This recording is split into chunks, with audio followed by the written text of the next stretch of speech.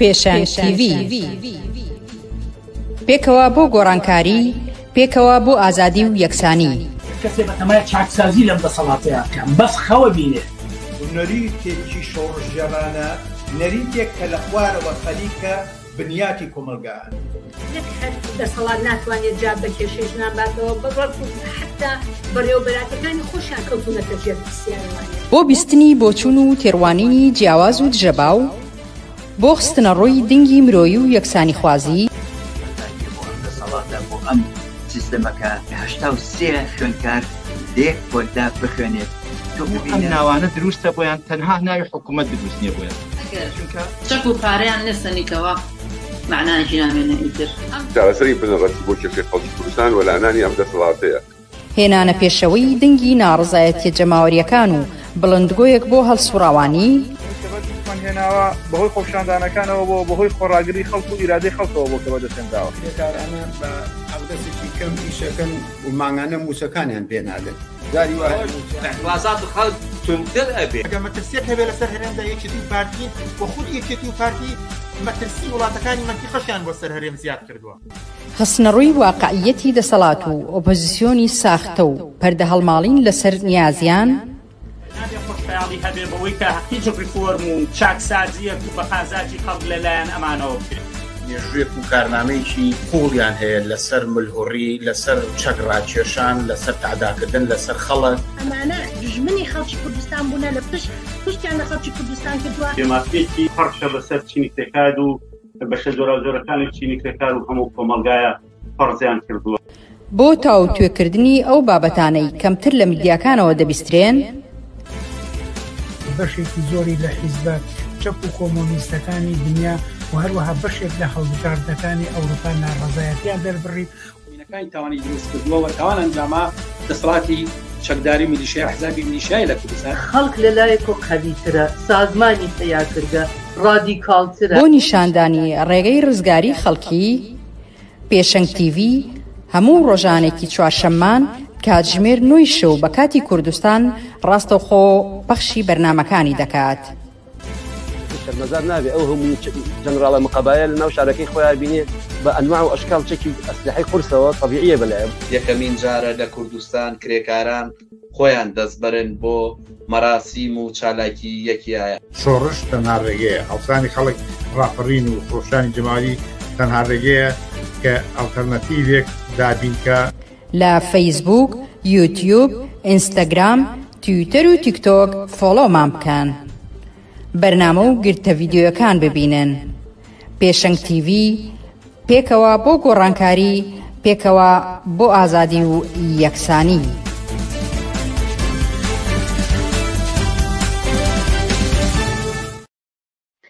ئێوارەتان باش بینەرانی ئازیزی پێشەنگ TV.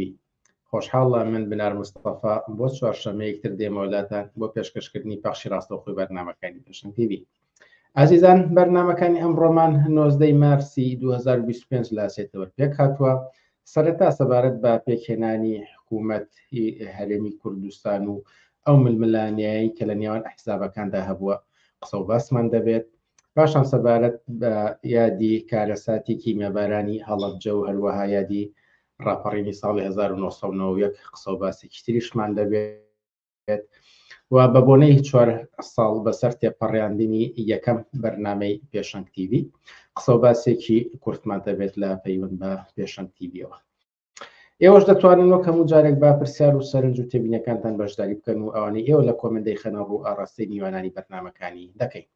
لەگەڵمان من بە بەرنامەکانی ئەم شەومان.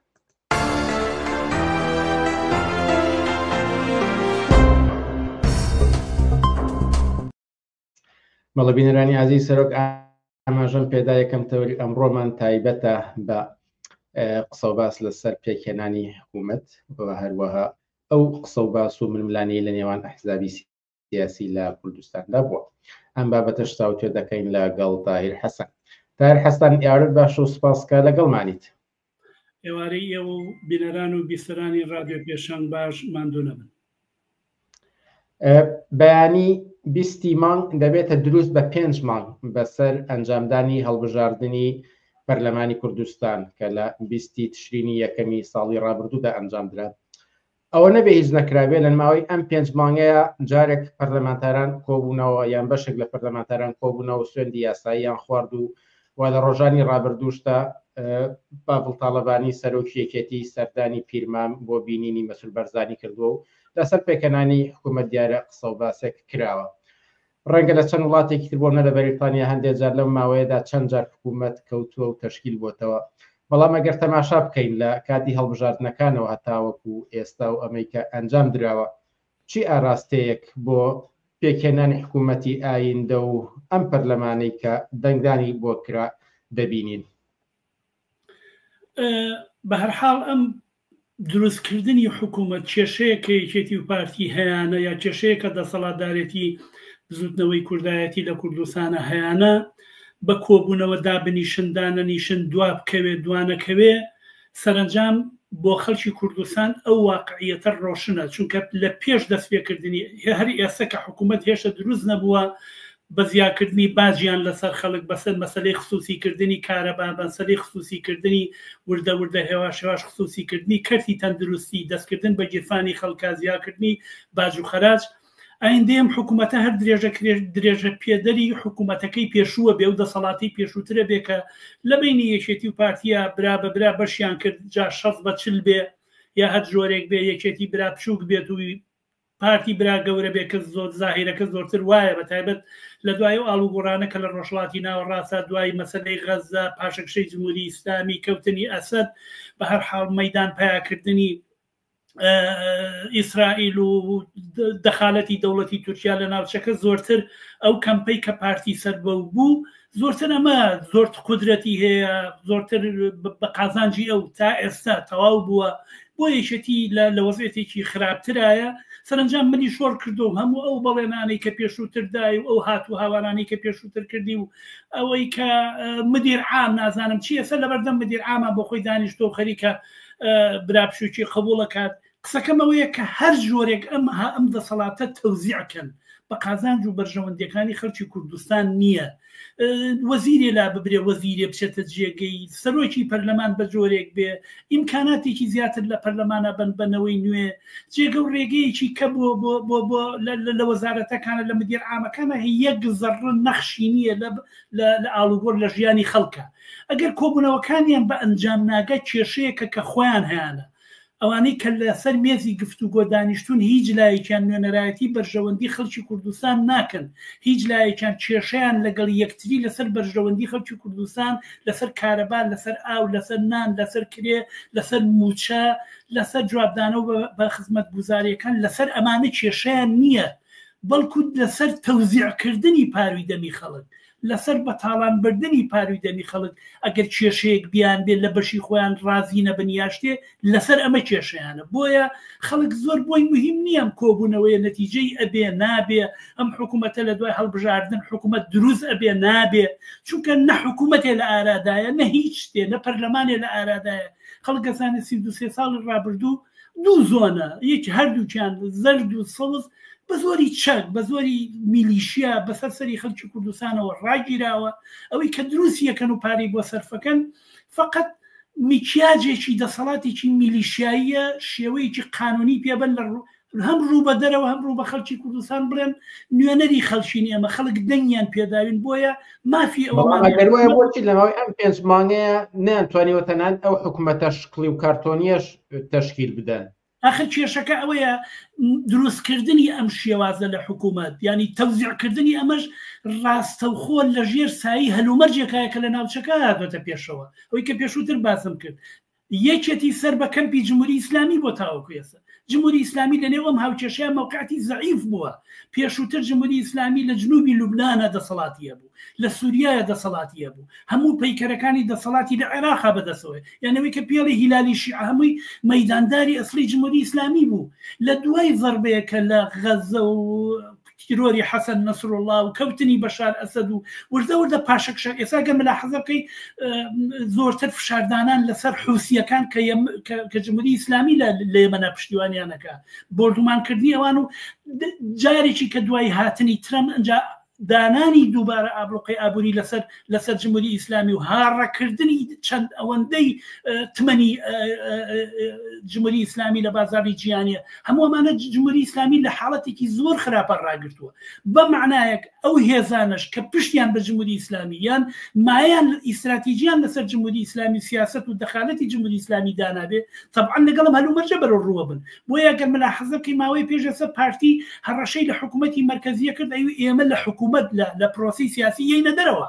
کە پێشووتر بە بەرزانی ئەیون داواتان لێکەین داوای لە عامریە کرد داوای لە مالیشیە کرد دەرگای گفتوگۆ دامەخەن ئەپارانەوە لیان بە جۆرێک بەڵام ئێستا جۆریشی کە قساکەن لەبەرەوەی جمهوری ئیسلامی نفوزی لە ناوچەکە زەعیف بووە ئەم هەلومەرجە تازەیە کاریگەری هەیە لەسەرەوەی کە ئەمان دابنیشن چونکە خۆ ئەمان یاریکەری ئەسڵی نین لە هەلومەرجی سیاسی کوردستانە بەتە هەتا تەنانەت لە هەلومەرجی سیاسی کوردستانە یەکێتی و پارتی یاریکەری ئەسڵی نین محکومن بە لەبەر چاوگرتن و بە تەوازنێک کە لە بینی ئەو هێزە ئیقلیمیانە هەیە لێوە تەماشاکەن بۆیە ئەزمەکانی ئەوان بە نێو ئەزمەکانی خۆشیان ئەگەڕێتەوە ناتوانن حکوومەت دروستکەن و بەو شێوەیە کە خۆیان یانوێ مەندە مەیدانداری بکەن ئەوەیە کێشەکە لە قسەکانی پێشووتردا ئاماژەت بە بەشێک لەو پرۆپاگاندەی کاتی هەڵبژار نەکرد کە بۆ نموناگەر بێ ڕەزامەندی یەکێتی مەسئول بەرزانی ناشبێتە مدیر عام و یان ئەوەی کە دەوترێ ئێستا لە تۆڕە کۆمەڵاتیەکانە زۆر ئەم قسانە لێ دەیرێتەوە کە پاڤڵ تاڵەبانی دەیوت دەیڕوخێنین کۆتایبەت دەسەڵاتی خۆسەپێنەهێنین و هەتاوەکو دوایی لە بەرامبەر ئەم ڕەخنانەیە کە ڕوبەڕووبوونەتەوەیەک لە پەرلەمانتارەکان وتوێتی خەڵک حەقی ئەم گلەیانەی نییە چونکە یەکێتیان نەکرد بە هێزی یەکەم کردیانە هێزی دووەم ئەگەر بیان کرداتە هێزی یەکەم ئەو وعد و بەڵێنانەمان بە ئەنجام ئەگەیان وەکو کۆتایی هێنان بە دەسەڵاتی خۆسەپێن واقعیەتێک لەم قسانەیەدا نییە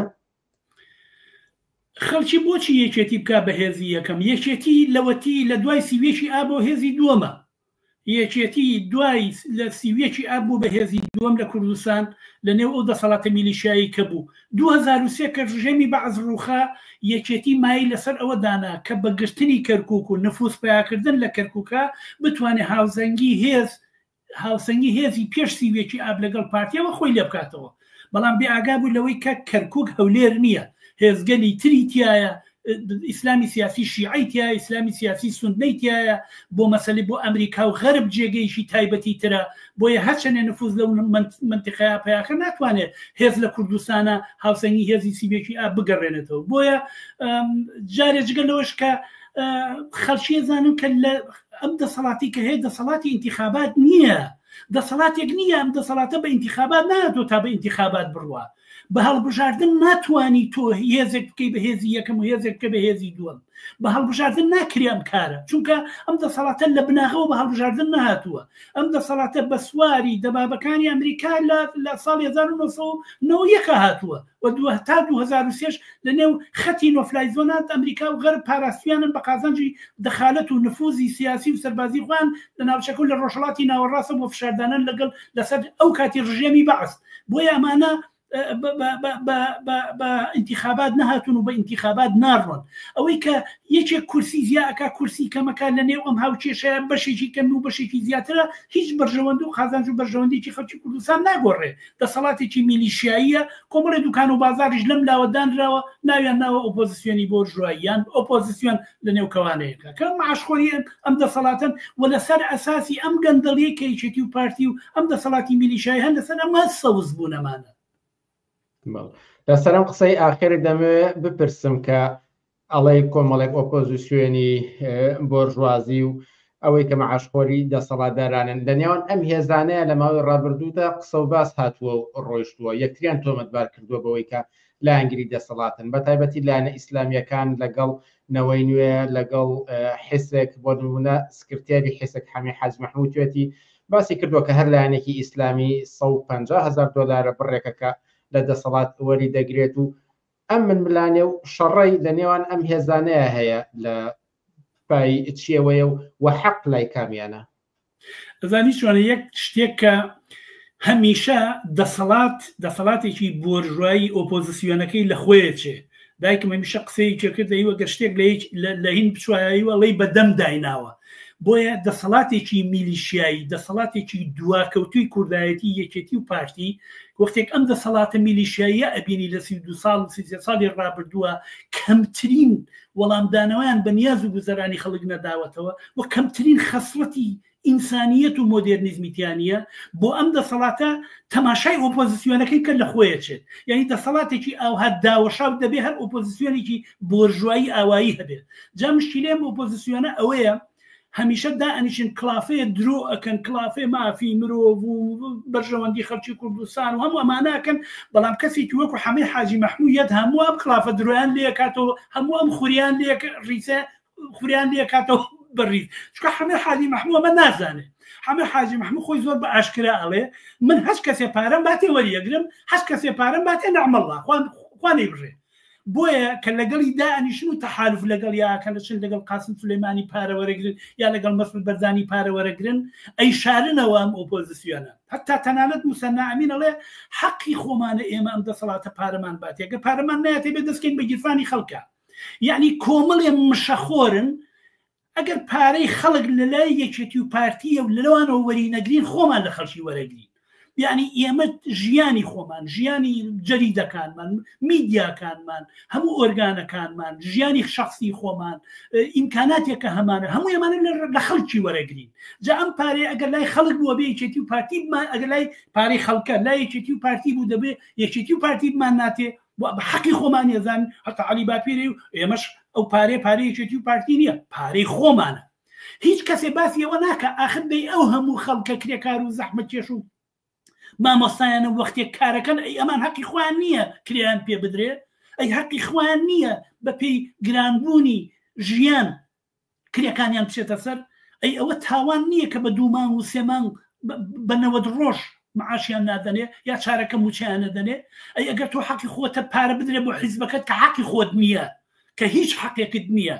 تۆ حزبێکت داناوە دەبێ بچیت بە ئیمکاناتێکە خۆتەتە بە ئەندامانی خۆتەتە بە ئابوونەکە خۆتەتە ئەگەر پێت وایە حزبێکی کۆمەڵایەتی ئەگەر پێت وایە حزبێکی ڕایەڵ و پۆیشی کۆمەڵایەتی هەیە با و خەڵکەکە لە دەوری تۆی و ڕایەڵ و پۆی کۆمەڵایەتی تۆیە ئەو خەڵکە با تۆ بژێنێ بۆچی حکومە دەبێت لە داهات و سەرەت و سامان و شیری دەمی مناڵی خەڵکی کوردستان موچەی مامۆسایانی خەڵکی کوردستان بۆچی بیا بە تۆ چۆن حەقی هەیە بیا بە تۆ جا حەمید حاجی مەحموود کەشفێکاڵێ ئەوە وەرەگرێ ئەوە وەرەگرێ ئەوە وەرەگرێ ناڕەحەتن لەوە تا موسەنا ئەمینەی و گەورەترین غەڵەت کە کردومانە ئەوەیە تەحالوفێکمان دروست کردو حەمید حاجی مەحموودمان لێرە چونکە هەموو کۆبوونەوەکانیان بە ڕۆژ و بە سەعات دەنووسێ و دوایی بڵاوێک کاتەوە چێ پارەی وەرگرتووە چی کردووە هەتا ئەوانەی کە پارەیان وەرگرتووە چێ بوون بۆیە بەڕاستی وەختێک تەماشای ئەم ئۆپۆزیسیۆنەکەی ئەنجا تۆ داوەشاوی ئەم دەسەڵاتە ئابینی ناتەبایی ئەم دەسەڵاتە لەگەڵ چارەنووس و ژیان و ئایندە و خواست و ئاوات و ئارەزەکانی خەڵکی کوردستانە بینی یعنی زۆر جار بەشەربی لەوە کاتەوە هەنێک کەسێ تعبیر لەوە کاتەوە ئەڵێ باشە خەڵکی کوردستان یعنی بەڕاستی ئەمە بێ معتەبەرن ئەمە نەخوێنەوارن ئەمە مستحقن ئەمە داماون ئەمە غەیرە مۆدێرنن کۆمەڵێ شەقاوەی سەرسەری کۆمەڵێک ڕێگر زانی دز کۆمەڵ ڕێگر کۆمەڵی قاچاقچی دانیشتون لەسەرەوە بە کۆمەڵێ بەدەسەڵاتێکی میلیشیایی بە خۆیان و بە ئۆپۆزیسیۆنەوە خەریکی داهات و سەرۆت بۆ ئۆپۆزیسیۆن کۆمپانیای نییە بۆ یەکگرتووی ئیسلامی کۆمپانیای نییە بۆ کۆمەڵی ئیسلامی کۆمپانیای نییە بۆ حەمید حاجی مەحموود کۆمپانیا و ئەمانەی نییە هەموو ئەمانە خەریکی بازرگانی کردو و کۆمپانیا لێدان و هەموو ئەمانە خەریکن دەمیان ناوەتە نێوم کۆمەلگەیەوە لە داهات و سەرەت و سامانی کۆمەلگا بن چ لەوەی لە یەکێتی و پارتی وەریگرن چەوەی کە بەشبەشی بازار و کۆمپانیەکانیان داگیر کردو بۆ خۆیان خەریکی قاچاقچێتی و پارە پێیاکرد ئەیکەوایە خەڵکی چی ڕێگەیەکی لە بەردەمە ئەوە حاڵی حیزبە دەسەڵاتدارەکانە کە باست کرد ئەمەش ئۆپۆزیسیۆنەکە کە ئێستا لەسەری قسە و کرد خەڵکی زۆر ناڕازیە ناڕەزایەتی مامۆستایمان بینی چۆن کەوتە بەر هێرشی هێزە چەکدارەکان ناڕەزایەتی خەڵکیمان بینی دوکاندار و کاسبکارەکان کە بۆ پشتیوانی لە مامۆستایان دوکانەکانیان داخست بەڵام هێشتا دەستکەوتێک بەدی نەهاتووە چی ڕێگێک لە بەردەمی خەڵکیە هەیە ئەم قسانی کە ئێستا لە ئەوەڵەوە تاوەکو ئێستا من کردم هیچ شتێکی تازەیەکیان نییە مایک بخەرە بەردەمی خەڵک لە بازار لە زانکۆ لە خەستەخانە لە بەشبەشەکانی ژیانی خەڵک هەموو ئەمان بە 33 ساڵی ڕابردووی دەسەڵاتدارەتی یەکێتی و پارتی بەم نەتیجەیە گەیشتون کە ئەم دەسەڵاتە ریفۆرم هەڵ ناگرێ، ئەم دەسەڵاتە چاک ناکرێ، ئەم حکوومەتە حکومەتی یەکێتی و پارتیان تەجروبە کرد، حکومەتی بنکەفراوانیان تەرجمە کرد، هەموو ئەمانیان لە چەند ساڵی ڕابردووە چەندین دەورە ئینتیخابات کراوە هەتا هاتووە قەڵشتی چینایەتی لە کۆمەلگای زیاتر بووە، خەڵک برسێتی بووە، خەڵک زۆرتر سێکتەرەکانی ژیان خصوصی کراونەتەوە، خەڵک بێنان و ئاوتر بووە، بێکارەباتر بووە، خەڵک زەریبەی لەسەر زیاتر بووە، جێفانی خاڵی تر بووە، بێخزمەت گوزاری زیاتر بووە. بۆیە ئەو شێوازانش کە تۆ باسی کرد لەمانگرتن لە خۆپیشاندان لە هەموو ئەمانیان کردووە نەتیجەیەکی نەبووە. بۆیە کەوایە ڕێگەکەی خەڵک ئەزانێ کە چی ناوێ، بەڵام خەڵک دەبێ بزانێت چی ئەوێ و چ ڕێگەیەک بگرێتە بەر بۆی بەدەستی بێنێ. ئەوەی کە دەبێ خەڵک بەدەستی بێنێ ئومێد بە هەڵبژاردن نییە، هەڵبژاردننی تاقی کردەوە ناگا بە نەتیجەیەک. ئەم دەسەڵاتە بە هەڵبژاردن نهاتوە تا بە هەڵبژاردن بڕوە. بۆیە ڕێگەی شۆڕشە، ڕێگەی ئەوەیە کە خەڵک پشت بنێن بە پشتی یەکەوە. ئاوات و ئارەزوی خەڵکی کوردستان لە مامۆستایان، لە قوتابیان، لە زانکۆ، لە کرێکار، لە زەحمەتکێش، لە هەر کەسێ بپرسە لە بازاڕەڵێ کاکە موچە نییە کەواتە بازار وەستاوە. کەوایە خواستەکانی خەڵکی کوردستان لە کرێکار، لە زەحمەتکێش، لە مامۆستا، لە قوتابی، لە ژنان، لە لاوان بە یەکەوە گرێی خواردووە. چارەنووسی کۆمەلگا لە دەستی هەمویانە، لە دەستی یەک بەشێکانیە. بۆیە دەبێت خەڵکی پشت بنێن بە پشت یەکەوە ڕێکخراوی سەربەخۆی خۆیان دروستکەن، هەنگاو بە هەنگاو ناڕزایەتیەکانیان بەرنە پێشەوە، سەرنجام ئەم دەسەڵاتە بە قودرەتی شۆڕژگێڕانەی خۆیان لە دەوری پلاتفۆرمێکی ڕۆشن ئەم حکومەتە ئەم دەسەڵاتە بڕوخێنن. ڕووخاندن ڕێگەی شۆڕژگێڕانەی ئەم دەسەڵاتەیە، نە تعدیلکردنی، تعدیل ناکرێ. یەک میلیشایە لە بەردەم یا وەستاوە ناهێڵێ تعدیل بکرێ. هەر ئێستا تەماشاکە باوک کوڕی کوڕ یەک بە یەک هەموو ئەمانەیە نە پێشەوە ئەنجەنە دەسەڵات. ئەڵێن پارە لە خەزیانەی حکوومەتی هەرێمی کوردستانە نییە، بەڵام بە پێی داتای وەزارەتی خارجی ئەمریکا زیاتر لە 36 ملیارد دۆلاری مەسئولینی خەڵکی کوردستان، مەسئولینی یەکێتی و پارتی لە دەرەوەیە، لە بانقەکانی دەرەوەیە. بە هەر حاڵ یعنی ئەم کۆمەلگایە پڕە و پڕە لە داهات و لە سەرۆت و سامان، فقط کۆمەڵێ مافیا دەستیان بەسەریا گرتووە. بۆ ئەوی کە لە دەستیان دەربێنیت و بە عادلانە بەسەر خەڵکی کوردستانە دابش بکرێت، دەسەڵاتێک بێ وەڵام دەرەوەی پێداویستیەکانی خەڵکی کوردستان بێت، دەبێ ئەوە لەسەرەوە بڕوخێنی و ئەمە لە خوارەوە ئەکرێ، لە کۆڵان، لە زانکۆ، لە کرێکاران، لە زەحمەتکێشان، لاوان دەست بخەنە ناو دەستیەک، ڕێکخراوی جۆراوجۆری خۆیان پێک بێنن. ئەم دەسەڵاتە ئەوە نییە کە لە ڕوخانن نەیە، ئەوەی کە تاوەکوی ئێستا ماوەتۆ بەڕاستی پەرشوبڵاوی خەڵکی کوردستانە، بێ ئاسۆیی خەڵکی کوردستانە. خەڵکی کوردستان تاوەکوی ئێستا ئاسوەیەکی شۆڕژگێڕانەی پەیدا نەکردووە کە لە دەوری کۆبێتەوە، ئومێدی خۆی پێگرێ بە و سەرنجام لە یەک نەبەردی شۆڕژگێڕانە بە هێزێکی ڕێکخراو بۆ هەتایە و بۆ هەمیشە ئەم دەسەڵاتە لە کۆڵ خۆی بکاتەوە. وەمە ڕێگەکەیەتی، هیچ ڕێگەیکی تر نییە. تاری حەسەن، زۆر سپاس لە بەرنامەکانی ئەم شەی پێشەنگ تیڤیدا ئامادە بوون. زۆر سپاس بۆ ئێوە و بۆ بیستەران و بینەرانی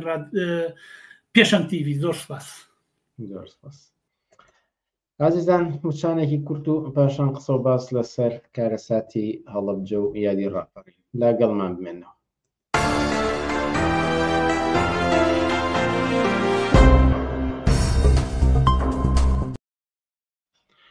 بەڵێ بینەرانی ئازیز، مانگی ئازار پڕیەتی لە ڕووداوی جۆرا و جۆر کە بە درێژایی و مانگە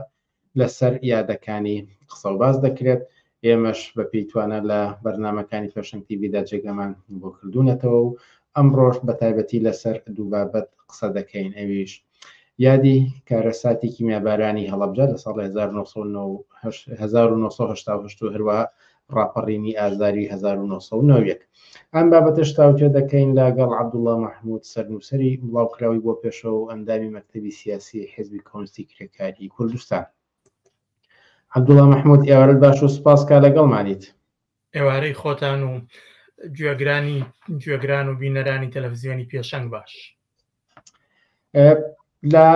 یادی ڕاپەڕین و کیمیابارانی هەڵەبجە لە چەند ڕۆژی ڕابردوودا بەهۆی ساڵیادەکانیانەوە قسە و باسی زۆر کراوە. هەڵبەت زۆر بابەتی تریش هەیە لە مانگی ئازارە دەتوانین قسەی لەسەر بکەین بەڵام کۆمەڵێ بابەت کە لەم بینە ئێستا قسەی لەسەرەکرێ بۆ منە کیمیابارانی هەڵەبجە پێشتر زیاتر ڕوو لە دەسەڵاتدارانی بەعز بوو کە ئەم تاوانیان ئەنجام داوە بەڵام لە ئەم ساڵە بە تایبەتی کە تۆڕە کۆمەڵاتیەکان دەبینی زۆر کەس ڕووی لە دەسەڵاتدارانی ئێستای کوردستان لە بەرەی کوردستانە کە ئەوانیش بە شێوەیە وەکو شەریک لەو تاوانەدا دەبینن ئەمە بۆچی دەگەڕێتەوە و ئەم جۆرە لە هەڵسەنگانە بۆچی ئێستا دەبینین بڵێ دەڵان تاوانی جینۆسایدکردنی خەڵکی هەڵەبجە دەڵان تاوانێکە هیچ گومان لەوەدانیە کە ڕژێمی بەعەس تاوانکاری سەرەکی ئەو تاوانەیە تاوانکاری سەرەکی ئەو جینۆسایدەیە بەڵام ئەوەی کە ناوی حیزبەکانی کوردستان دێ یا ئەو حیزبانەی کە ئەو کاتە بوون ناویان دێ هۆکارەکەی وەیە کە ئەوانیش ڕۆڵیان هەبووە لەو تاوانکاریە گەورەیەدا کە بەرامبەر بە خەڵکی هەڵەبجە کراوە خۆتان دەزانن کە تاوانی هەڵەبجە لە سەروبەندێکدا کراکە لە کۆتاییەکانی شەڕی عێراق و ئێراندا بوو لەو کۆتاییانەدا بوو کە بەشێکی زۆر لە حیزبەکانی بزوتنەوەی کوردستان لە ململانەی خۆیان لەگەڵ بەعزدا چوو بوو نەپاڵ هێزەکانی جمهوری ئیسلامی پێشلەشکریان بووی دەکرد پێشلەشکری حیزبەکانی بزوتنەوەی کوردایەتی یان نەتەوەپەرستەکانی کورد بۆ جمهوری ئیسلامی ئێران باشترین پاسا و بیانوویەک بوو بۆ ڕژێمێکی دڕندەی وەکو بەعس ڕژێمی بەعس ئەو بەشداریەی حیزبە کوردیەکان کە لەگەڵ جمهوری ئیسلامی کردیانوە لەگەڵ ئەو پێشەشکریەی کە بۆ سوپا کردیان ئەوەی قۆسەوە کردی بە بیانوویەک دیارە بێ بیانوش دەسەڵاتی بەعزدەستی لە تاوانکاری نەدەپاراست بەڵام وەختێک تۆ بیانوشی دەکەوێتە دەست هێزی کە هاوکاری هێزێک دەکا کە لە بەرامبەری داوەستاوە بێگومان ئاستی تاوانەکە و فراوانی دڕندەیەکە بەرینتر و گەورەتر دەبێت بۆیە لام وایە ڕاستە لەوانەیە ئێستا زیاتر بەهۆی ئەوەی کە هێشتا خەڵک زیاتر ڕۆژ بەڕۆژ تووڕەیی زیاتر دەبێت زۆرتر پەنجەی تاوانەکان بۆ یەکێتی و پارتی و لایەنەکان زیاتر لەوانەیە ئاماژەی پێ بکرێت بەڵام هەر لە سەرەتاوە بۆ خەڵکی کوردستان و بۆ هەموو چاودێرێکی سیاسی ڕۆشن بووە کە یەکێتی و پارتی دەستیان هەبووە لەوەدا تەنانەت هەموو خەڵک لە بیرەتی کە ناوی چەندین کەسێک کە ئامادە بوون پەنجە ببڕن بۆ ئەڵقەی بۆ مستیلەیەک گردنیان زامدار کردو بۆ ملوانکەیەک هەرچی تاوانکاریەکەیەکە بە جیالەوەی کە هێزەکانی جمهوری ئیسلامی لە داگیرکردنی هەڵەبجەدا کردویانەوە بە جیا لەو تاوانەی کە بەعس کردوویەتی بەرامبەر بە هەڵەبجە بە کیمیابارانکردن و ژەهراویکردنی هەموو ناوچەکە هاوکات لەگەڵیدا ئەو هێزە سیاسیانەش کە لەوێ بوون و پێشەشکریان کردووە لە جێگەی بەهانای خەڵکەوە بێن کاری خەڵکیان قورستە کردووە کەوتونەتە دزی کەوتونەتە تاڵانی هەر کارێکی قێزەون کە هەیە و هێزی دڕندە و مافیایی دەیکامان کردویانە هەر ئەو کاتەش کردویانە و خەڵک ئاماژەی پێکراوە بە بەڵگەنامەش دیارە بە بەڵگەی نامەی زۆر و زۆریش ئەمانە هەیە بەڵام ئەوەی کە ئێستا زۆرتر باز دەکرێت هۆکارەکەی ئەوەیە کە تووڕەیی خەڵک یا کارنامەیەکێکێتی و پارتی لە 33 ساڵی ڕابردوودا نیشانیان داوە بە دژی خەڵکی کوردستان بە ئەندازەیەکە کە هەموو ڕۆژێ خەڵک خەریکە فایلەکانیان هەڵدەداتەوە بە تایبەتیش کە ئەم تاوانان نەدێنە پێشەوە وەختێک باسی ئەنفال دەکرێت وەختێک باسی بۆمبە بارانەکان دەکرێت وەختێک باسی تاوانی جینۆسایدکردنی خەڵکی هەڵەبجە دەکرێت خەڵک ڕاستەوخۆرت ئەوە بەراورد دەکا بەو دەسەڵاتێکی ئێستا هەیە لەگەڵ ئەو کاتە دەبینێ ئاخر دەسەڵاتێک بە پێشلەشکری وڵاتانەوە هات بێتە نێو گۆڕەپانەکە دەسەڵاتێک لە حاڵێکدا ڕژێمێکی دڕندە خەڵکیی کیمیا باران کردووە نزیکەی چەند هەزار کەسی لە کیمیایی هەڵکێشاوە ئەوان خەریکی تاڵانی بوون خەریکی دزی بوون خەریکی پەنجەبڕینەوە بوون خەریکی هەموو تاوانکاریانە بوون بۆیە خەڵک ئەمانەی لەبیر ناچێ و ئەوانەش وەکو دەتوانم بڵێم ئەمە داوانامەیەکە کە خەڵک نیشانی دەدا کە لە بەرامبەر ئەو دەسەڵاتەدا هەیەی بەڵام هەر لە ئێستاشدا کە ساڵانە یادی هەڵەبجە ئەکرێتەوە دەتوانین بە شێوەیەگەوەش ببینین کە تەنانەت یادکردنەوەی هەڵەبجەش دەبێتە بۆنەیەک بۆ ناڕەزاتی دەربڕین بەرامبەر دەسەڵاتدارانی ئێستا لە 20 ساڵی ڕابردە بۆنە مۆنومنتی قوربانیانی هەڵەبجە سووتێنراوە بۆ لە چەندین بۆنەدا مایک لە بەردەمی بەرپرسان لابراوە کەسی خاوەن پێداویستی تایبەت لە قسە ناقیەکەی فڕێدا ئەوەی ساڵی ڕابردوو کەسێک فەرشە سوورەکەی لە بەردەم بەرپرساندا لابرد هەموو ئەمانە پێمان دەڵێن کە ناڕەزایەتی لەو ڕۆژەدا ڕوودەسەڵاتداران دەبرێت بۆچی دروست لەو ڕۆژەدا بۆچی ڕۆژای ترنا لەبەرەوەی ئەو یادانە تاوان ئەو یادانە بەجیا لەوەی کە تاوانکاریەکە و لایەنانە بەشداریانتیا کردو تاوانکاریی کە دەیکەن ئەوەیە کە خەریکن خودی ئەو تاوانانە یا ئەو جینۆسایدا کە بەرامبەر بە خەڵک کراوە ئەوان بەرەستیەوە دەگرن وەکو سەرمایی سیاسی دیسان بۆ سواڵ دیسان بۆ دەستکەوت دیسان بۆ بەرژەوەندی خۆیان ئەمە یەکێک شکەیە لەو شتانە بۆیە خەڵک وەختێک دەبینێت کە ئەمانە یادی دەکەنەوە تەعاان کە یادەکەشیان چۆنە تەنها بۆ نمونە ئەو تاوانکاریانەی کەکراوە برینێکی ساڕێژ نەبووە یعنی هەموو ڕۆژێک کە سوکار و قوربانیانی کارەساتە دڵتەزیێنەکانی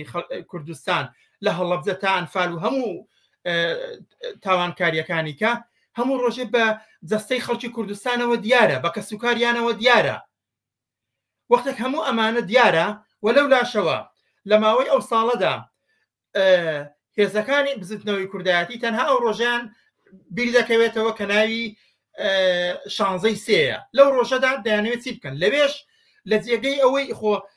لەوێش خەریکە چکارن لەوێش خەریکن دەیکەنە شوێنێک بۆ کۆبوونەوە بۆ نمایشدان بۆ دەستکەوت بۆ سواڵی سیاسی بۆ هێنانی وەفدوشتەکان پێیان دەڵێن کەەوە هەڵەبجەیەوە ئێمە لە پاڵ خەڵکەی داوەستاوین بەڵام خەڵک ئەو حەقیقەتە دەزانێ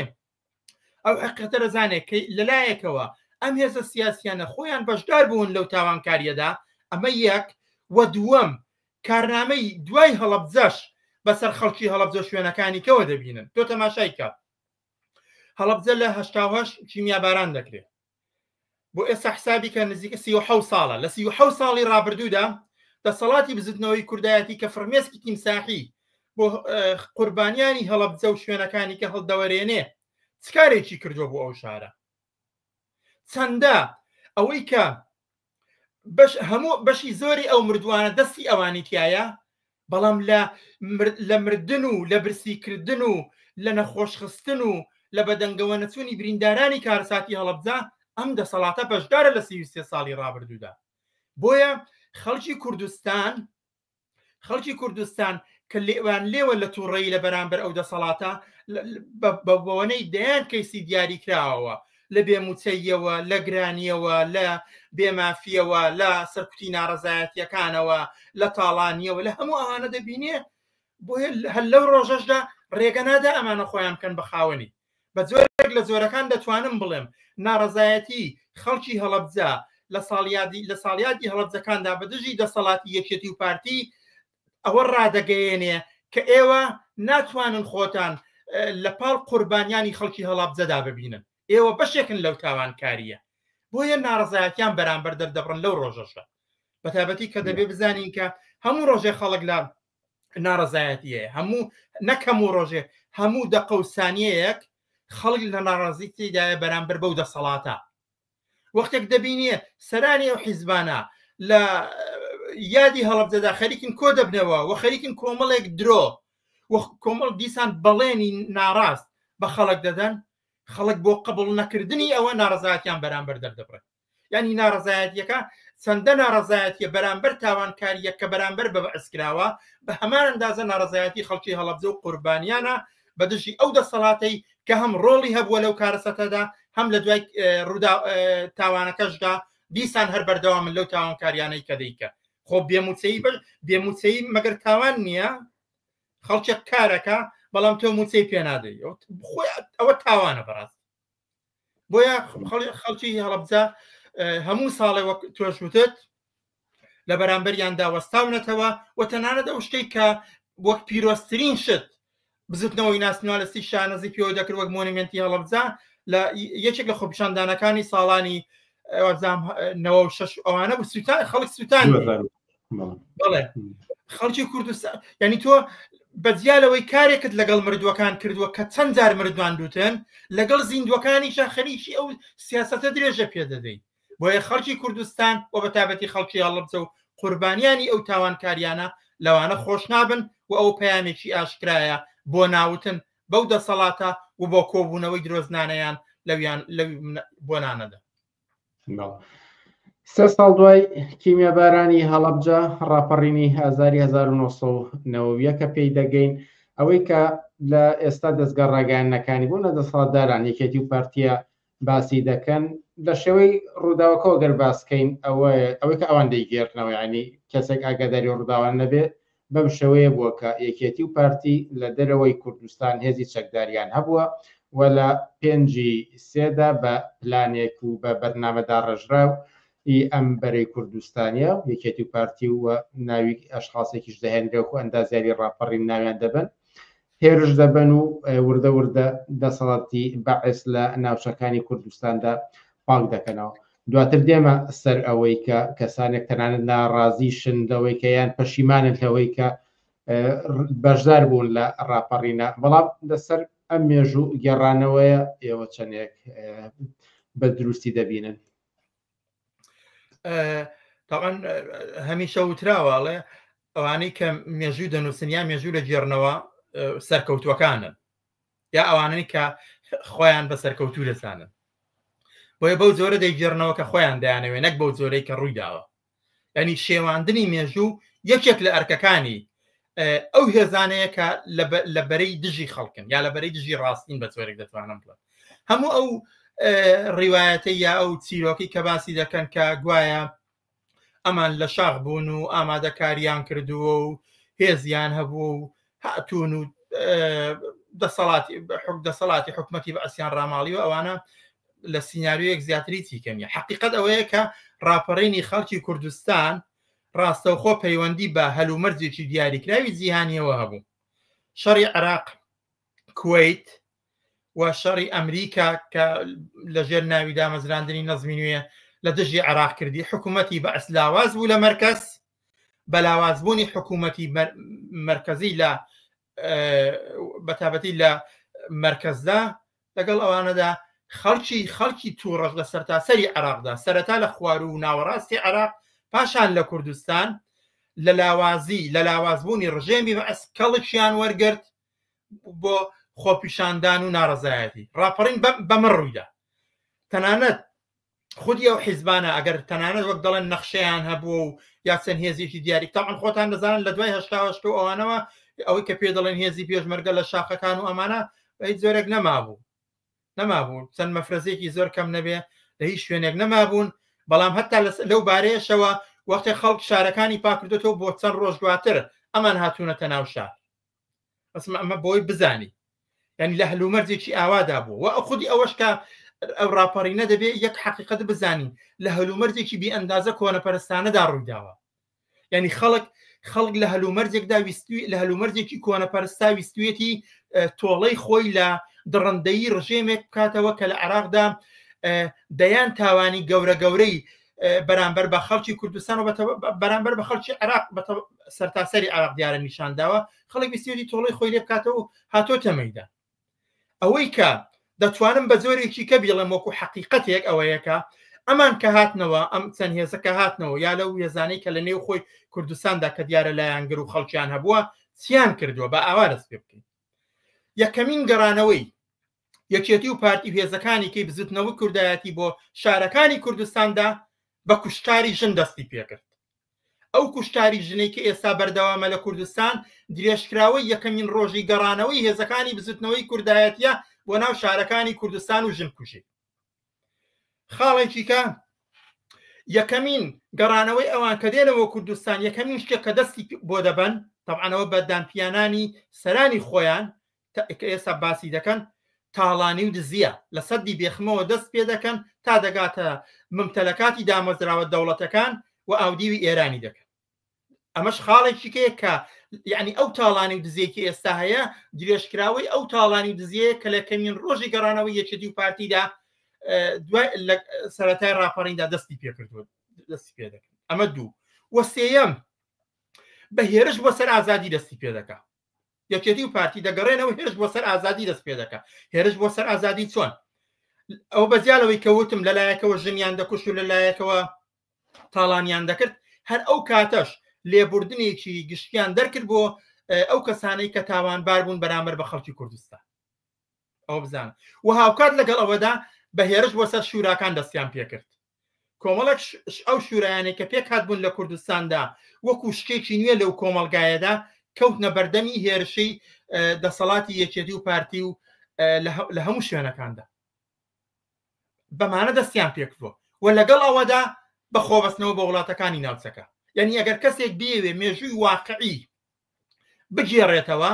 دەبێ بڵێ کە یەکێتی و پارتی لەگەڵ گەڕانەوەیان شارەکان لەلایەن خەڵکەوە پاکراونەتەوە ئەمان گەڕاونەتەوە بەڵام کارنامەکانیان ئەمانە بووە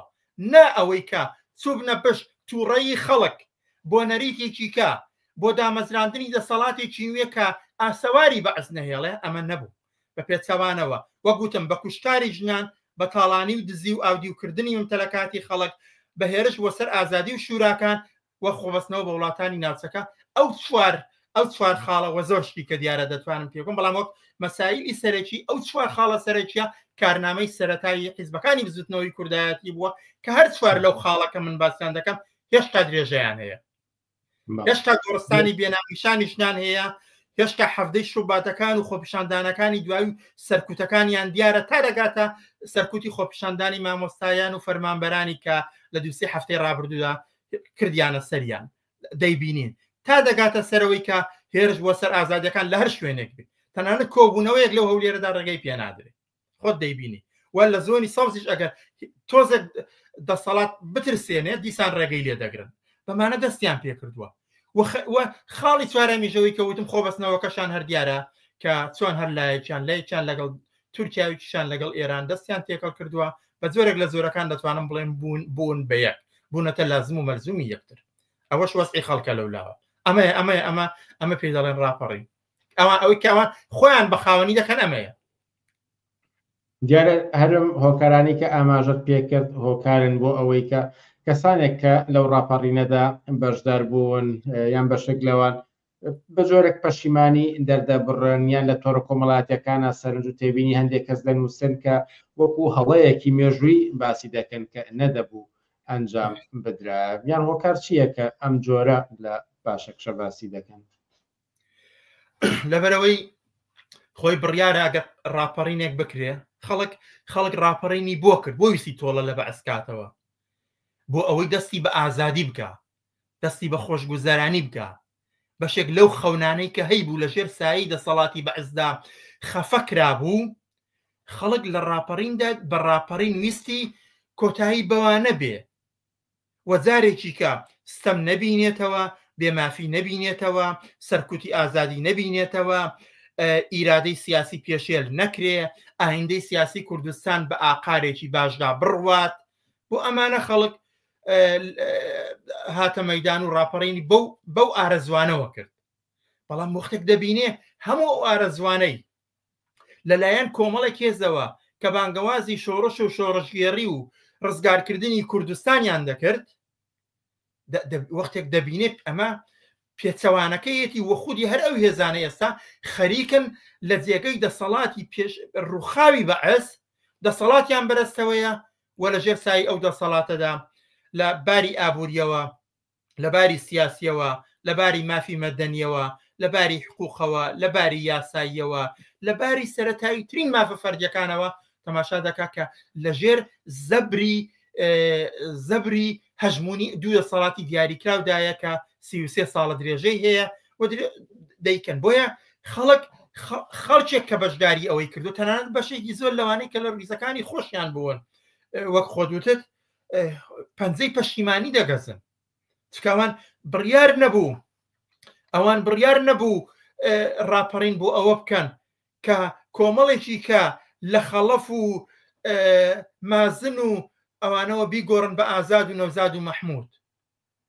شەقەکان بە پۆستاڵەوە بێ یا بە پێڵاوی کوردی و کلاشەوە بێ هیچ فەرقێکی نییە سەرکوتە بێمافی بێمافیە ئەو بێمافی سەرکوتەی کە بەعس ئەویش بە تاریخێکی دوور و درێژکە پێی گەیشت بوو بەسەر خەڵکی کوردستانیدا دەسەپاند ئەو جەمعێککە هاتوون بە جۆرێکیکە خەریکن ئەو سەرکوت و بێمافیە بەسەر خەڵکی کوردستاندا نوێنەرایەتی دەکەن و بەوە نیشانیانداکە لە مابینی خەڵکی کوردستان و دەسەڵاتدا یا بە زۆرێکی کە بڵێم کە ئەوەی کە پێی دەڵێن گورجی خۆوڵاتیش مەڕی خۆوڵاتی دەخوات مەسەلەکە لە ئەساسدا بنەمایەکی چینایەتی هەیە ئەگەر نظامی بەعس لە نظامی بەعس وەکو نوێنەری بۆرژوازی لە عێراقدا ئامادە بوو هەموو تاوانکاریەک بەرامبەر بە خەڵکی عێراق و کوردستان کا لە پێناو بەرژێوێنەکانیدا ئەوە چینی بۆرژوازی کوردیشکە یەکێتی و پارتی نوێنەرایەتیان کردوون لەگەڵ کۆمەڵێک حیزبیکە بە هەمان شێوە لە پێناو بەرژەوەندیەکانی خۆیاندا ئامادەن هەمان ئەو سەرکوتە هەمان ئەو بێمافیا بەسەر خەڵکدا دابسەپێنن ئەوەی کە هێشتا بەو جۆرەی سەردەمی بەعس نییە هێشتا بەرهەمی ئەو ڕاپەڕینەیە دەتوانم بڵێم بەرهەمی ئەوەیە کە هێشتا دەسەڵات بە تەواوەتی قوتبی نەبووتەوە لە یەک دەسەڵاتی سیاسیدا یعنی ئەگەر لە کوردستاندا هەر کامێک لەو هێزانە دەسەڵاتی هەموو کوردستانی بەدەستەوە بواە و حیزبیکە لە بەرامبەریانە بووە یا ئەو کە شەکراوە سیاسیە نەبووایە هەمان ئاستی دەڕندەیە و سەرکوتەکە لە ئاستی ئەوەی بەعس کەمتر نەدەبوو ئەمە حەقیقەتی ئەمەیە بەڵام لە نێو ڕاپەڕیندا دەتوانم یەک شتی کە بڵێم لە نێو دڵی ڕاپەڕیندا یەک ئەزمموی زۆر گەورە هەیە ناکرێت لە بەرچاوی نەگرێت دەتوانم بڵم لە نێو تارکستانی ئەم دۆخەی کەوتم لە هاتە پێشەوە لە ساڵی 91 و دوایی ڕاپەڕین و لە نێو جەرگەی ڕاپەڕیندا خاڵێکی درەوشاوە کە بوو هاتنە مەیدانی شوراکان بوو هاتنە مەیدانی کۆمۆنیزم بوو تا ئەو کاتە هەڵسوراوانی بزوتنەوەی کرێکاری و هەڵسوراوانی بزوتنەوەی چەپ و مارکسستی خەریکی خەباتی نهێنی و ژێرزەمینی بوون بەهۆی سەرکوتی بەعسەوە بەڵام وەختێک ڕاپەڕین دەبێ ئەم بزوتنەوەیکی شورایی مارکسستەکان و کۆمۆنستەکانی کۆمەڵگەی کوردستان هەم دەبنە بەشێک لە هێزی بەشدار لە ڕاپەڕیندا و هەم دەبنە هێزێک کە دێن بۆ یەکەمین جار لە کۆمەڵگەی کوردستاندا خەریکن ئەلگۆیەکی کە و فۆرمێکی کە و شێوازێکی کە بۆ بەڕێوەبردننی کۆمەلگا بەدەستەوە دەگرن کە نێوی شوراکانە لە گەڕەکەکان و لە کارگەکان کۆبوونەوەی گشتی دەکەن و لە ڕێگەی لەو کۆبوونەوە گشتیانەدا نوێنەرانی خۆیان هەڵدەبژێرن و ئەو نوێنەرانە هەم خەریکن بڕیار دەردەکەن و هەم خەریکن بڕیار جێبەجێ دەکەن ئەمە دیاردەیەکی نوێیە خاڵی هەرە گەش لە ساڵی 91 وە لە ڕاپەڕیندا ئەم خاڵەیەتی و ئەمە یەکێکە لەو گۆڕانکاریە گەورانەی کە دەتوانم بڵێم گەورەترین گۆڕانکاری لە کۆمەڵگەی کوردستاندایە چونکە بۆ یەکەمین جار یەکێتی و پارتی و بزوتنەوەی کوردایەتی لەگەڵ هێزێکی کە بەرەو ڕوو دەبێت کە هێزی چەپ و کۆمۆنیزمە لە مەیدانی پراکتیکدا و لە مەیدانی ململانێ لەگەڵ دەسەڵاتدا بۆیە لەو سەردەمە بەدواوە کۆمەڵگەی کوردستان هەر پاوانی یەکێتی و پارتی نییە هەر پاوانی حیزبەکانی بزوتنەوەی کوردایەتی نییە هەر پاوانی یەک بزوتنەوەی دیاریکراو نییە بەڵکە بزوتنەوەیش کە دێتە مەیدانەوە بەکردەوە کە ئەویش بزوتنەوەی کۆمونیستیە لەو کۆمەلگایەدا کە خۆی لە پشتی چینی کرێکار ژنان و لاوانی ناڕازی و خەڵکی مەحرومی کۆمەلگادا دەبینێتەوە کە دواتریش دەستی بە حیزبی خۆی دەگات ئەمە خاڵێکی درەوشاوەیە وە کەس نەیتوانی پاشەکشە سەرباری لێدان لەوانە ڕێگری لەوانە هێرش بۆ سەریان گرتنیان زیندانی کردنیان بەڵام ئەو ڕۆتە لە کۆمەڵگەی کوردستاندا چەسپیوە و هیچ کەسێک ناتوانێت ئەمڕۆ حاشا لە ڕۆڵی چەپ و کۆمۆنیزم بکە هەروەک چۆن ناتوانێت حاشا لە بزوتنەوەی شورایی ئەو سەردەمەش بکات مەگەر بەشێک لەو مێژوو نووسانەی کە بەکرێ دەگیرن بۆ ئەوەی کە مێژوو بشێوێنن و مێژوو بۆ جۆرە بنووسنەوە کە ئەوان دەیانێت ئەگەنا خاڵی درەوشان ئەمە بوو بە هەر چەند دەرەبێ ئەوەش بڵێم کە هەروەک چۆن ڕاپەڕین لە دوێژەی بزوتنەوەی ناڕزایەتی جەماوەری پێشتردا نەبوو بۆ نمونە خۆپیشاندانی گەورە مانگرتنی گەورە ڕاپەڕین لەوەدا نەبوو بەهۆی لاوازی بەعسەوە بوو شوراکانیش بە هەمان شێوە بەداخەوە ئەوانیش خۆ لە درێژەی مانگرتنە کرێکاریەکان و ناڕزایەتی جەماوەری لەو چوارچەوەیەدا پێک نەهاتن بەڵکو لە نێو هەمان دڵی ئەو زاعە تاریکەدا پێکاتن تەنانەت خودی هەڵسوراوانی بزوتنەوەی کۆمونستی و شورایی ئەو سەردەمە ناڕۆشن بوون ئەو ڕۆشنێکی ئێستا هەیەە نەیان بوو هێشتا لە ئاکامەکانی نەزمی نوێی جیهانی ئەوەی کەوە پێویست بوو تێی نەگەیشتن وە زۆر مەسایلێکەوە بەجیالەوە کە خاوەنی حیزبی خۆی نەبوو وەتا خودی شوراکان لەوانەیە کەسێک ئەگەر بین باسی بکەین و ئەوانە لەوانە یەکێک لە لاوازیەکانی کە نەیتوانی درێژە بە تەمەنی خۆی بدات و بە یەکجاری لە کۆمەلگادا بەشێک لە دەسەڵاتی سیاسی بێ ئەوە بوو کە مەسەلەی دەسەڵاتی سیاسی بۆی مەسەلەی بناغەیی نەبوو. ڕەنگە لە هەفتەی داهاتوودا لەسەر شورا بەرنامەی تایبەتیشمان هەبێت، بەڵام پێم خۆشە لەسەر ڕاپەڕین پێشەوەی دوا پرسیارم بکەم دوو سەرنجی سەرنج ڕاکێشاتوە دوو کۆمنت کە ڕەنگە پێویست نەکە قسەیان زۆر لەسەر بکەین، بەڵام هەروەکو کۆمنتێک پێم خۆشە بخێم سەر شاشە و ئاماژەی پێبدەمێکێک لەوەن دەڵێ دوو هێندەی هەڵەبجە لە شەڕی ناوخۆدا بەکوژدران و کەسێک تریش دەڵێ کە لە کاتی ئاوارە یەکەیە پێشمەرگەکانی بەرەی کوردایەتی تەران ڕێگریان لە خەڵک دەکرد لەسەر سنوورەکان. وەکتم پێم خۆش بوو ئەو کۆمنتانە دابنێن، بەڵام دوا پرسیارم لەسەر ئەوە بێت بەوەی کە باست کرد بەجیا لەو خاڵە درەخشانەی کە لە ئەنجامی ڕاپەڕیندا ئاماژەت پێدا، بەڵام بە زۆری بابەتی سلبی بوون و ئەو گوزەرانی زیاتر لە 30 ساڵی ڕابردووی کۆمەلگا بە هەمان شێوە ئەمە ئەکرێت بەومانایە تەفسیر بکەین کە ناهێنێت خەڵکی دەست بۆ ڕاپەڕین بەرێت؟ هەرگیزنا، بەڵام قسەکە ڕێک ئەوەیە کە ڕاپەڕین ئەبێ ئەگەر ڕاپەڕینی ساڵی 91 لەژێر ئاسوو هەژمونی کۆنەپەرستانەی شەڕی کۆنەپەرستانی یاملهوڕی ئەمریکادا ڕوویدا دەکرێت ڕاپەڕین لەژێر ئاسوویەکی ئینسانی و شۆڕژێرانەدا بەرپا بکرێت. لە جێگەی ئەوەی ڕاپەڕین چاوی لەوە بێ کە ئەمریکا بەعز بڕوخێنەیە، ڕاپەڕینێک بێ کە خەڵک چاوی لە پێشڕەویەکانی خۆی و بەهێزی خۆی بێ پشت ببەستێ. ئەمە دوو خاڵی یەکجار گرنگن لە هەر شوێنێکی دنیا. هەموو جوڵانە و خرۆشانێکی جەماوەری ئەگەر لەژێر هەژمون و ئاڵای بزوتنەوە کۆنەپەرستانەکان بێ یا لەژێر هەژمونی جەمسەرە جیهانیەکاندا بێ، ئاکامەکەی هەر ئەوە دەبێت کە لە کوردستانی عێراق هەیە یا ئەو دۆخەیە کە لە سووریا لۆ شوێنانە هەیە. بەڵام ئەگەر بزوتنەوەیکی ناڕزایەتی جەماوەری بە ئیرادەنواندنی خودی خەڵک بێ و لە ژێر چوارچەوەی ئاسوویەکی شۆڕژێرانەدا بێ، ئاسوویەکی سۆشیالیستی بێ، دەتوانێت ئاکامی یەکجار گەورەی هەبێ و خەڵک ناتوانێت بیستێنێتەوە. سەرنجی ئەو دوو هاوڕێیە زۆر دروستە. ئەگەر ڕاپەڕینی خەڵکی کوردستان بەرهەمی بزوتنەوەی شۆڕژێرانەی خەڵکی کوردستان و لە چوارچەوەی ئاسەوەیەکی ڕۆشنی ئینسانی و سۆشیالیستی پێشکەوتن خوازانەدا بواە، گەڕانەوەی هێزێکی قەسابی کراوی وەکو بەعس ئەو ئاوارە گەورەیە بە دوای خۆیدا نەدەهێنا. یا بۆ نمونە ئەگەر ئەوەی کە خاڵێکیکە باسییان کرد لە ناو چوارچێەوەی هەر ئەو کاتەی کە خەڵک ئاوارە بوون، یەکێتی و پارتی خەریکی مفاوەزات بوون لەگەڵ بەعس.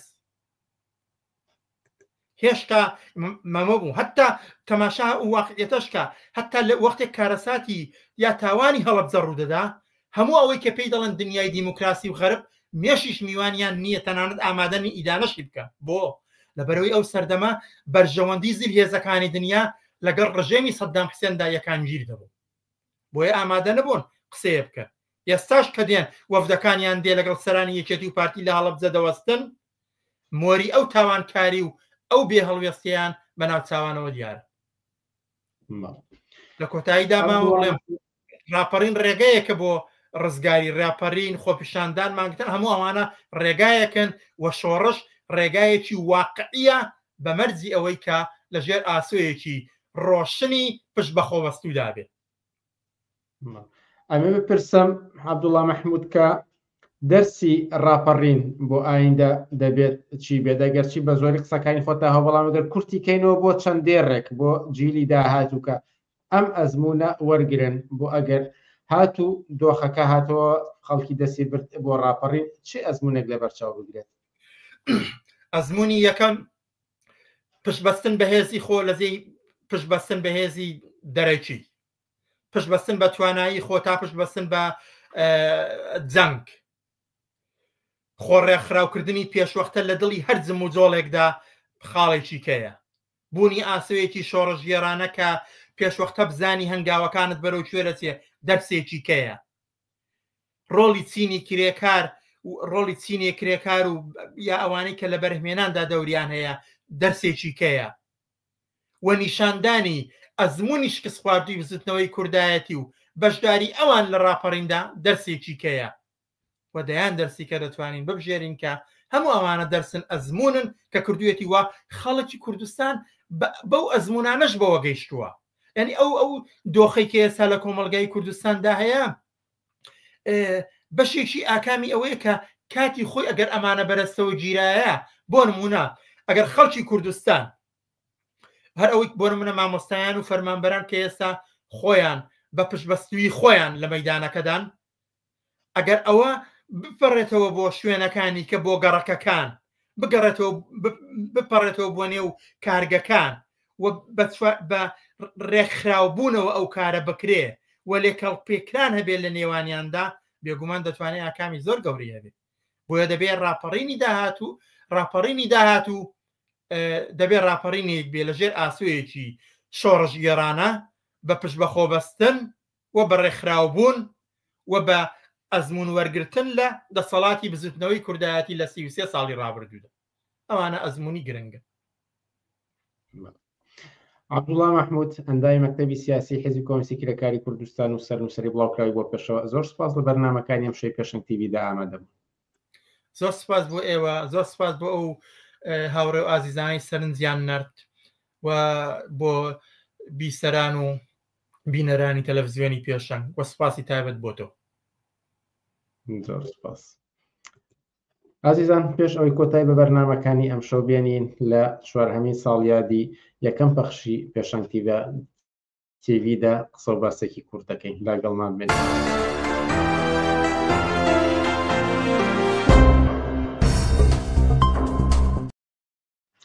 بەڵێ بینەرانی عزیز 4 ساڵ بەر لە ئێستا دروست لە هەفتەی سێی 2021دا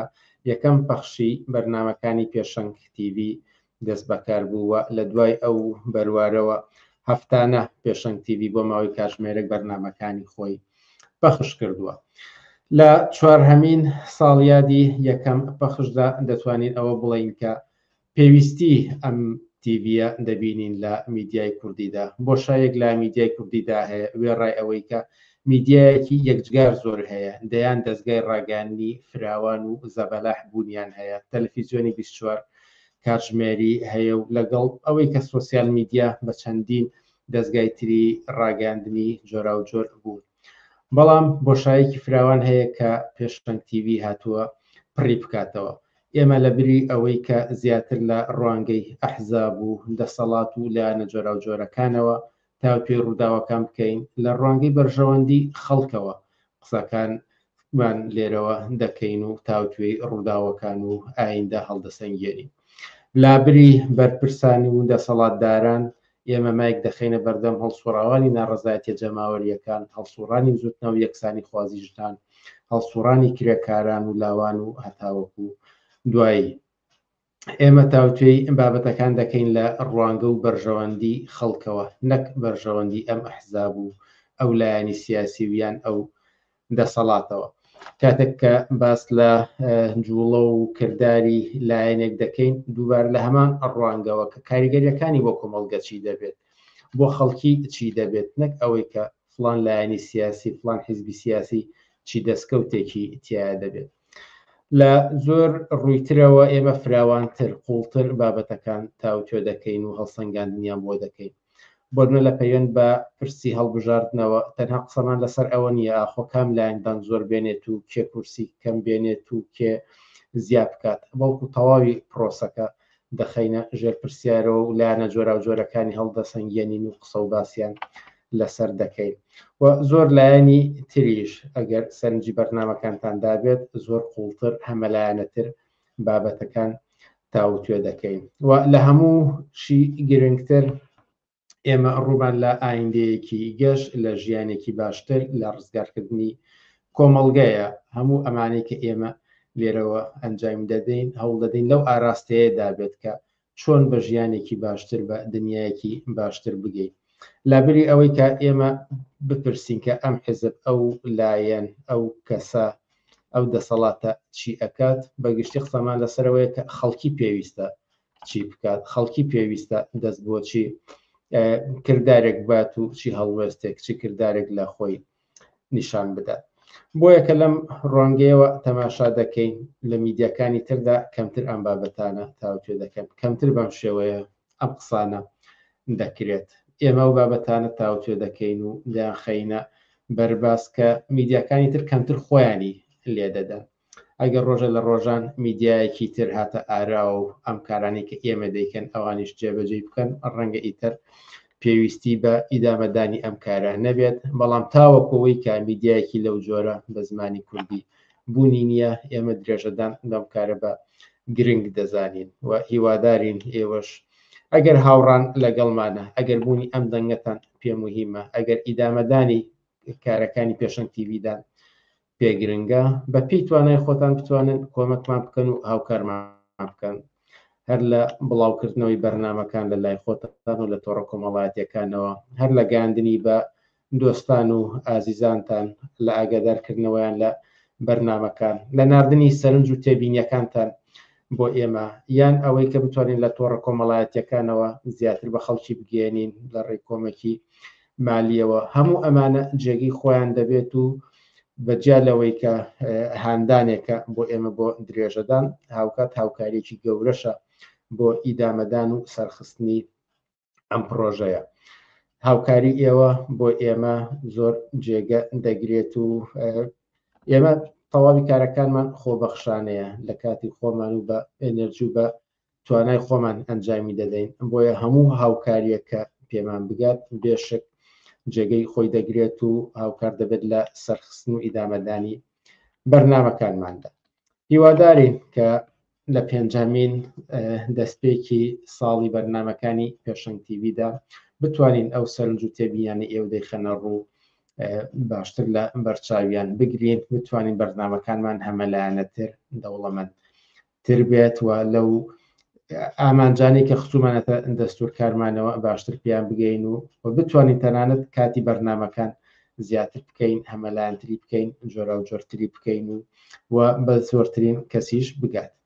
لەم ئاراستەیەدا هەموو هاوکاریەکی ئێوە پێشوازی لێ دەکەین و وەکو وتمان جێگەی خۆی دەگرێت و پێشوەخت سوپاسان دەکەین